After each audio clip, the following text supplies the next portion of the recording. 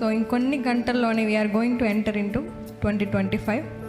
So గడిచిన కాలం అంతా కూడా దేవుడు మనల్ని కాచి కాపాడి మనల్ని పోషించి ఎన్నో ప్రమాదాల నుండి తప్పించి మనకి మంచి ఆరోగ్యం ఇచ్చి అన్ని రోజులు కూడా మంచిగా చూసి మనల్ని బ్లెస్ చేసి ఈ దినాన్ని ఆయన మందిరంలో గడిపే సమయాన్ని మనకిచ్చినందుకు బిగ్గరగా ఒకసారి హల్లెలూయా చెప్దామండి. హల్లెలూయా, దేవునికి స్తోత్రం.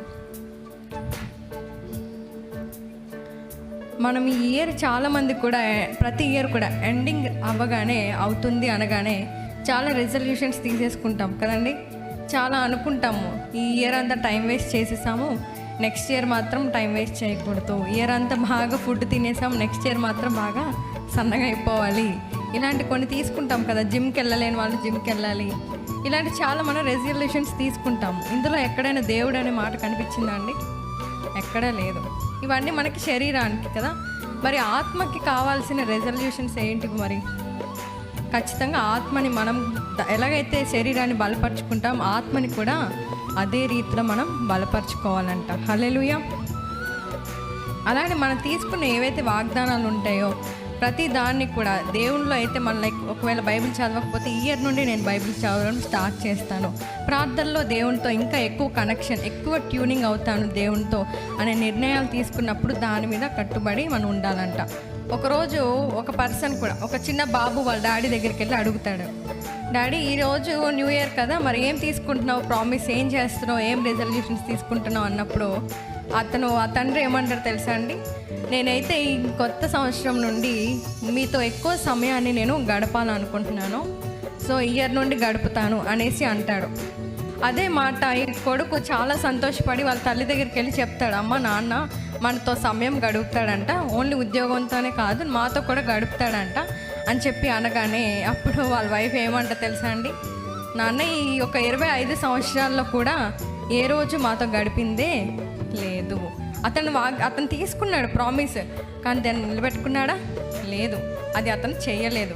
ఈరోజు మనం కూడా దేవునికి ఎన్నో ప్రామిస్లు చేసేస్తుంటాం. దేవా ఈ ఇయర్ నుండి నేను ఇలా ఉంటాను, ఖచ్చితంగా ఇలా నేను జీవిస్తాను, నీతిగా ఉంటాను, పరిశుద్ధంగా జీవిస్తాను, ఇలాంటి తప్పులు చేయను, అబద్ధాలు ఆడను, చెడ్డ మాటలు నా నోటుని రానివ్వను అనేసి ఎన్నో తీసుకుంటాం. కానీ వాటిని పాటించలేని వారంగా ఏదో ఒక దీంట్లో మనం టెంప్ట్ అయిపోయి వాటిని మనం ఉల్లంఘించేస్తాము. కానీ ఈ ఇయర్ నుండి ఎవరం కూడా అలా ఉండకూడదు. హల్లెలూయా. మనం అనుకున్న దాన్ని ఖచ్చితంగా కట్టుబడి ఉండాలి దేవునికి. ఎందుకంటే మనం ప్రామిస్ చేస్తుంది మనుషులతోనా అండి? ఫ్రెండ్స్తోనా, రిలేటివ్స్తోనా? కాదు, జీవం కలిగిన దేవునితో మనం ప్రామిస్ చేస్తున్నప్పుడు అది చాలా కట్టుబడిగా మనం ఉండాలి. ఎందుకంటే ఎవ్రీథింగ్ ఈజ్ సీసీటీవీ కెమెరాలో ప్రతిదీ రికార్డ్ అవుతూ ఉంటుంది. ఈ మాట పలానా రోజు అన్నావు, మరి ఈరోజు ఏమైంది, నీ వాగ్దానం ఏమైంది, నువ్వు చేసిన ప్రామిస్ ఏమైంది? మనం పోయిన ఇయర్ కూడా ఎన్నో అనేసుకున్నాం దేవుడి కోసం. మీకు గుర్తున్నాయా లేవా? మీరు అనుకున్నారా లేదా? చాలా అనుకునే ఉంటాం, కానీ ఈ సంవత్సరం వచ్చేసరికి మెల్లగా చల్లగా అయిపోతాం, చల్లారిపోతాం. కానీ ఎవరం కూడా అలా ఉండకూడదు. అండ్ ఫస్ట్ థింగ్ ఏంటంటే చేసిన ప్రామిస్ని మనం కట్టుబడిగా ఉండాలి. అండ్ సెకండ్ థింగ్ ఏంటంటే మనకి దేవుడు మంచి చేసినా చేయకపోయినా, బ్లెస్ చేసినా చేయకపోయినా, ఆరోగ్యం ఇచ్చినా ఇవ్వకపోయినా, ఏది చేసినా చేయకపోయినా మనం మాత్రం కృతజ్ఞతాస్తుతులు ఎల్లప్పుడూ చెల్లిస్తూనే ఉండాలి. ఒకసారి కీర్తనల గ్రంథము 103వ అధ్యాయం 1వ వచనం చదువుదామండి. ఎవరైనా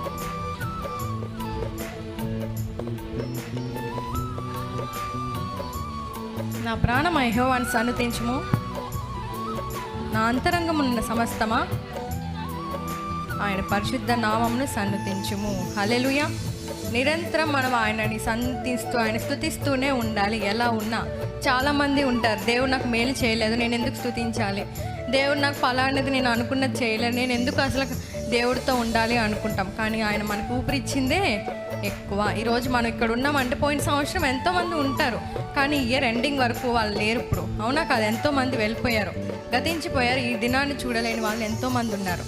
కానీ దేవుడు మనకు అలా చేయలేదు. ఖచ్చితంగా దేవుడు మనల్ని ఇప్పటిదాకా కూడా కాపాడాడు, ఇక ముందు కూడా ఆయన మనల్ని కాపాడుతాడు. కాబట్టి అది దృష్టిలో పెట్టుకొని ఖచ్చితంగా నిరంతరం ఆయనని స్తుతించాలి. అయితే ఒకరోజు ఇలానే ఈ చివరిగా నేను ఈ స్టోరీ చెప్పి ముగిస్తాను.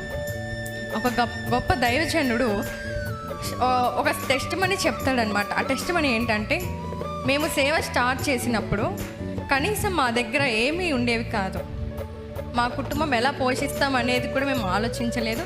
కేవలం మమ్మల్ని దేవుడు రోజు రోజుకి నడిపింపు బట్టి మేము నడుస్తున్నాము అనేసి అంటాడు. అయితే ఒకరోజు అలానే ఎర్లీ మార్నింగ్ లేవగానే వాళ్ళకి కనీసం టీ చేసుకొని తాగడానికి కూడా టీ పొడి ఉండదు, మిల్క్ ఉండదు, షుగర్ ఉండదు, ఏమీ ఉండదు.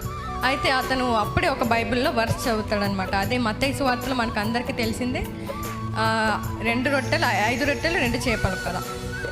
అయితే అది చదవగానే వెంటనే ఇతను కూడా బైబిల్లో నిజంగా ఇలా ఉంది కదా, మనం కూడా ప్రార్థన చేసి చూద్దాము, యేసు ప్రభు వారు ఎలా అయితే దాన్ని పైకెత్తి థ్యాంక్స్ చెప్పారో మనం కూడా అలా చెప్దాము అనేసి ఇతను అనుకుంటాడండి. సరే అని చెప్పి ఇంట్లోకి వెళ్ళి ఆ 2 గిన్నెలు తీసుకొస్తాడు. తీసుకొచ్చి బయట ఎవరైనా చూస్తే బాగోదేమో అని చెప్పేసి మేడ మీదకి వెళ్ళి 2 చేతులు పైకెత్తి, దేవా ఈ గిన్నెలు నాకు ఇచ్చినందుకే వందనాలు, దీన్ని బ్లెస్ చేయు, నాకు ఎంతో కొంత ఆహారం వచ్చినట్టు సహాయం చేయు, ఇప్పుడు దాకా మమ్మల్ని నువ్వే పోషించావు, ఇకపై నుండి కూడా నువ్వే నన్ను పోషించాలి అనేసి ఆమె నన్ను చెప్పేసి కిందకి ఇలా దించుతుండగానే ఒక హారన్ సౌండ్ వినిపిస్తుంది కింద నుండి. వినిపించగానే పైకి కిందకి చూస్తాడు ఎవరనేసి. అయితే జానీ అనే ఒక వ్యక్తి, ఒక అమెరికన్ వ్యక్తి వచ్చి చెప్తాడు, బాబు మీకోసం మేము ఎన్నో రోజుల నుండి వెయిట్ చేస్తున్నాము, ఒకసారి కిందకి రా అని చెప్పేసి అంటాడు.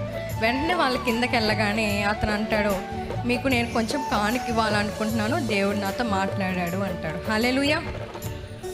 అక్కడ అతను ఏం చేశాడు, గిన్నెలు పైకెత్తి అతను చూడగానే అతని అడ్రస్ దొరికింది. అప్పుడే నాకు కూడా, నువ్వు గిన్నెలు పైకెత్తగానే నాకు అప్పుడే నీ అడ్రస్ దొరికింది, నువ్వు ఇంట్లో ఉంటే నాకు తెలియలేదు ఎక్కడున్నావా అనేది, నువ్వు గిన్నెలు పైకెత్తి చూడగానే నీ ఫేస్ ఆ గిన్నెలు 2 కనిపించాయి అంటాడని. సో ఈరోజు మనం కూడా ఏది ఉన్నా లేకపోయినా ఖచ్చితంగా దేవుణ్ణి నిరంతరం మనం స్తుతిస్తూనే ఉండాలి. కృతజ్ఞతా స్తుతులు ఎల్లప్పుడూ చెప్తూనే ఉండాలి. ఈ సంవత్సరం అంతా చేసిన మేలులు ఏది కూడా మనం మర్చిపోకూడదు. ఒక్కొక్కటిగా మనం గుర్తు చేసుకొని ఖచ్చితంగా దేవా ఇది చేసినందుకు నీకు వందనాలు అని చెప్పినప్పుడు చూడండి, ఇప్పుడు ఎవరికైనా మనం ఏదైనా థ్యాంక్స్ చెప్పినప్పుడు వాళ్ళు ఇంకా మనకి ఏదైనా చేయాలనుకుంటారు, అలాంటి మనసు వాళ్ళకి పుడుతుంది. సో దేవుడు కూడా అంతే అండి. మనం ఎప్పుడైతే ఎక్కువగా వచ్చినా రాకపోయినా, జాబ్ వచ్చినా రాకపోయినా, స్టడీస్లో ముందున్నా లేకపోయినా, అప్పులున్నా లేకపోయినా, ఎలా ఉన్నా సరే ఎలాంటి పరిస్థితి అయినా be thankful to God, you will be blessed. ఇటు కృపా దేవుడు మనందరికీ అనుగ్రహించును గాక. ఆమేన్.